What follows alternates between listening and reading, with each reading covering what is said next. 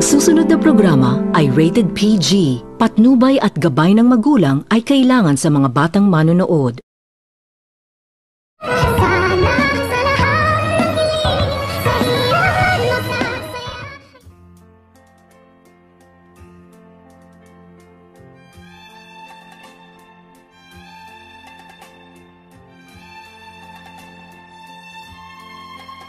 Pagkatapos sa mga pangyayari na masampal nito ni Dr. Carlos itong si Annalyn at dito dali-dali na itong umuwi si Annalyn sa kanilang pamamahay, ngunit agad naman din itong nag-alala itong si Dr. Carlos na baka maniniwala na umano si Lynette sa kanya sa kadahilanan na agad naman din itong sinusundan ni Dr. Carlos itong si Annalyn sa kanilang pamamahay.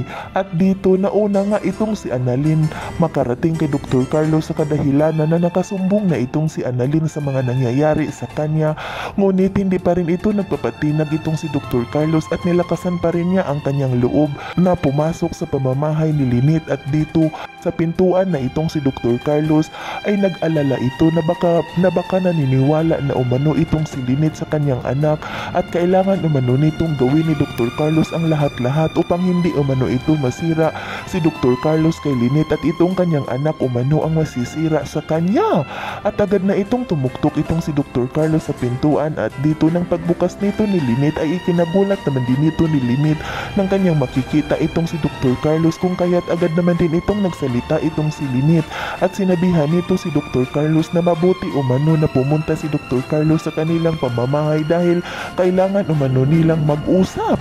Kung kaya't agad naman din itong tinanong ni Dr. Carlos itong si Lynette kung ano umano ang kanilang pag-uusapan at dito agad naman din itong nagsalita itong si Lynette na tumuloy muna umano itong si Dr. Carlos. At dito nang pagtuloy nito ni Dr. Carlos ay kanyang nakikita itong si Annalyn na umiiyak na kasama nito ni Annalyn itong si Zusa, kung kaya't kinabahan na itong si Dr. Carlos na baka nagsumbong na nga umano itong si Annalyn sa kanyang ina.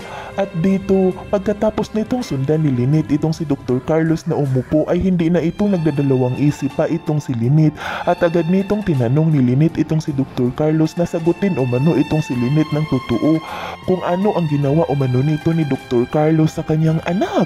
Kung kaya't napatingin itong si Dr. Carlos kay Annalyn at naisip nito ni Dr. Carlos na hindi pa pala umano nagsumbong si Annalyn sa kanya dahil hindi naman umano nagagalit itong si Lynette. Kung kaya't agad naman din itong sinagot ni Dr. Carlos itong si Lynette na ang kanyang anak umano ang tatanungin nito kung ano umano ang nangyayari sa kanila. At dito agad naman din itong tiningnan ni Lynette ang kanyang anak, ngunit umiiyak pa rin itong si Annalyn sa kadahilanan na binalikan nito ni Lynette itong si Dr. Carlos at tinanong muna umano nito ni Dr. Carlos ang tinatanong ni Lynette sa kanya kung ano umano ang ginagawa ni Dr. Carlos sa kanyang anak.